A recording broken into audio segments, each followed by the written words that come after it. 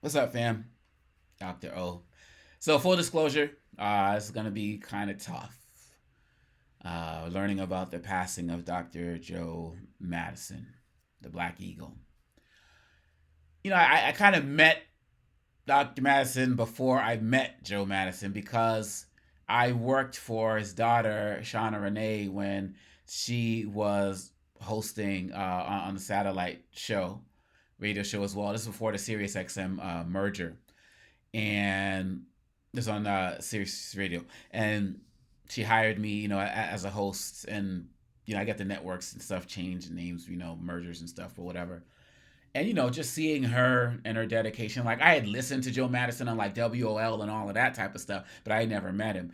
I got to work with Shauna Renee and got to see her greatness. And as they say, the apple doesn't fall too far from the tree. So then, when Madison went over to Sirius XM, the first time I called in just to give my thoughts, just as a regular caller. And I said, I'm giving him his props, and I work with your daughter and everything. And the first thing he said was, hey, we're not hiring. And I was like, and I said, I gave him my name, Omékongo. And I said, and he said, your name again? I said, Omékongo. And he said, first names only. I was like, that is my first name, sir. And after we got through that, he let me, make my comments and the like. And he didn't know me from anywhere. He didn't know me from anywhere. But I was just like, I love this show, and I'm listening to it every day.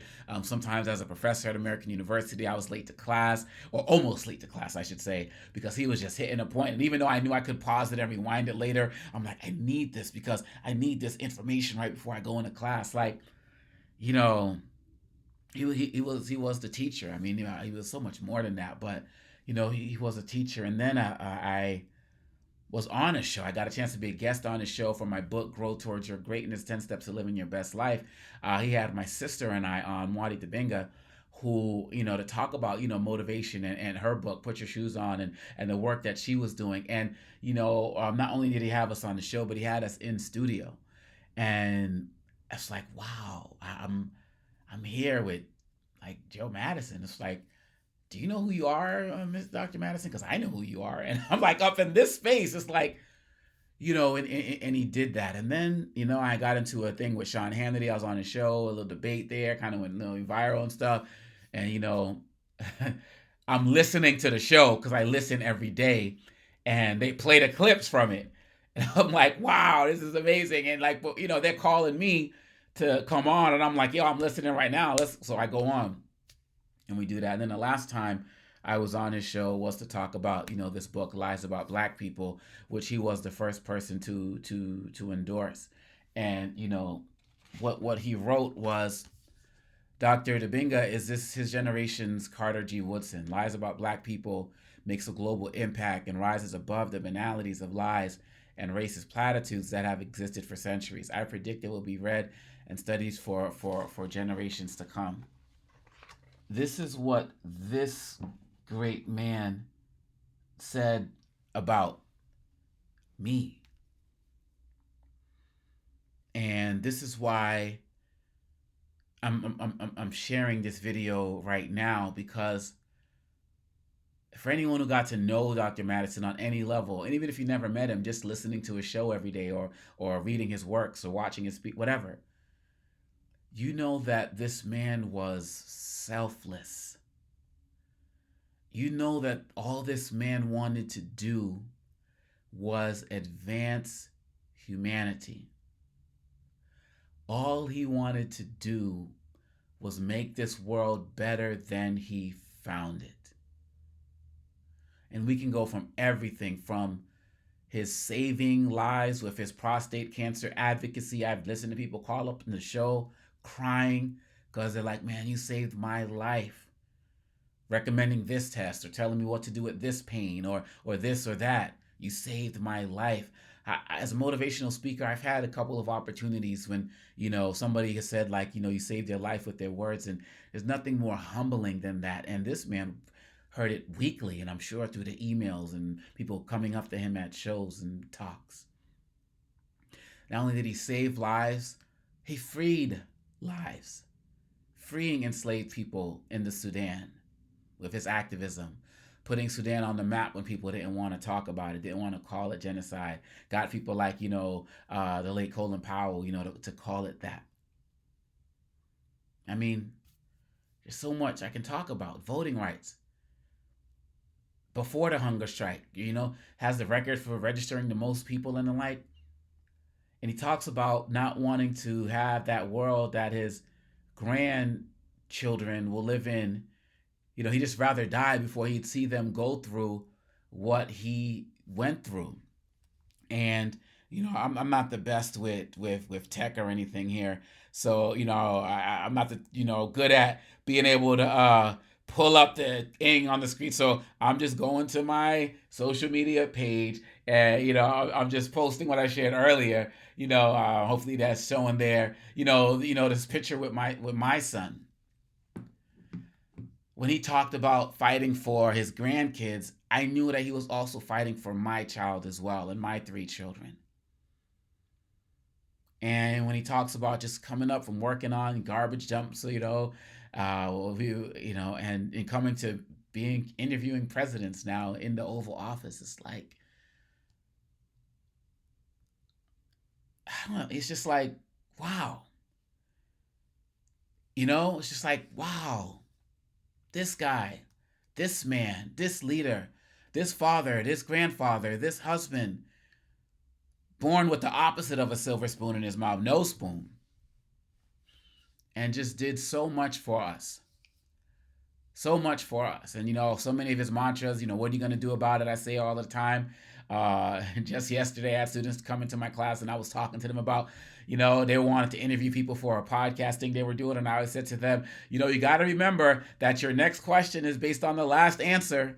And never say that this is my last question because it's based on the last answer. That's Dr. Joe Madison. The idea of putting it where the goats can get it. That's Dr. Joe Madison.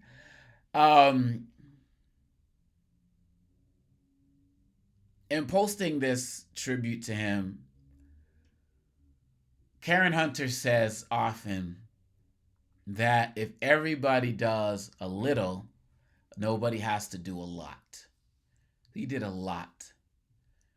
And one of the things he said about Dick Gregory before Dick Gregory passed, which really stuck with me, is that he said that Dick Gregory, with all Dick Gregory has done in this world, with all of these things we know Baba Dick Gregory for, he said that one of the things Dick Gregory said is that I wish I could have done more.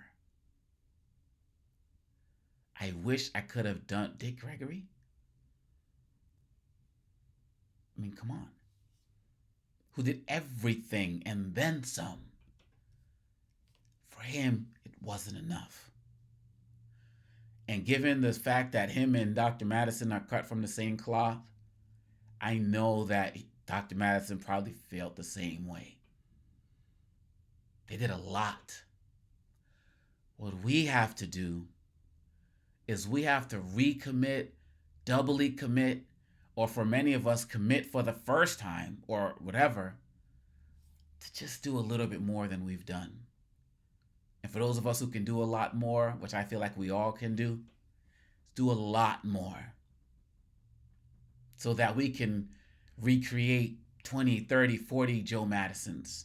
It's never going to be another Joe Madison, but you know what I mean. People who are really taking their responsibility, like Roland Martin with the Black Star Network, to use their platform to build something powerful for Black people and by default, the world.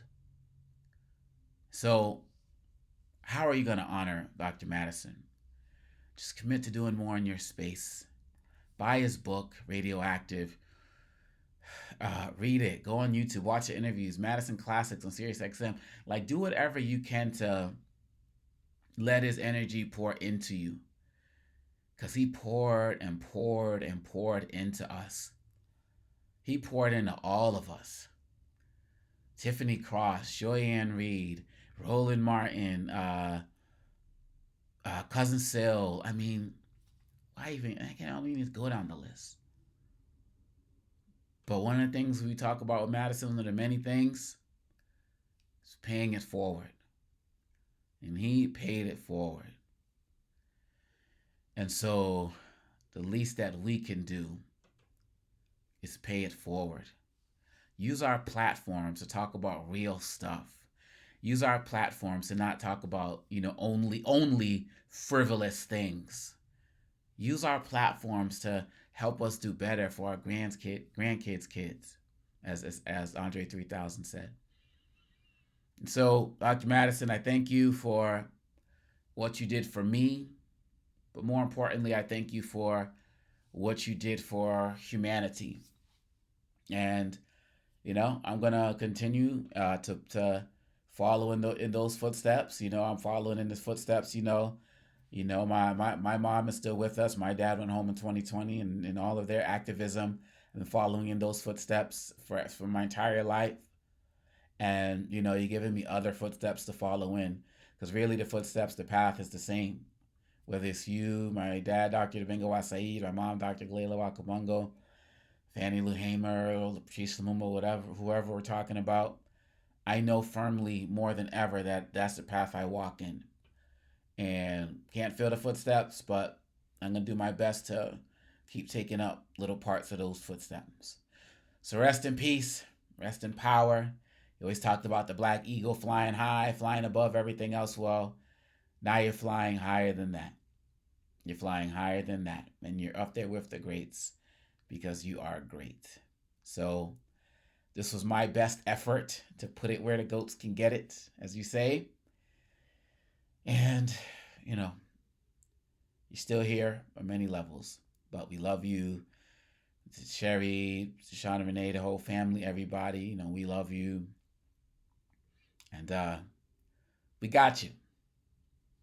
Peace.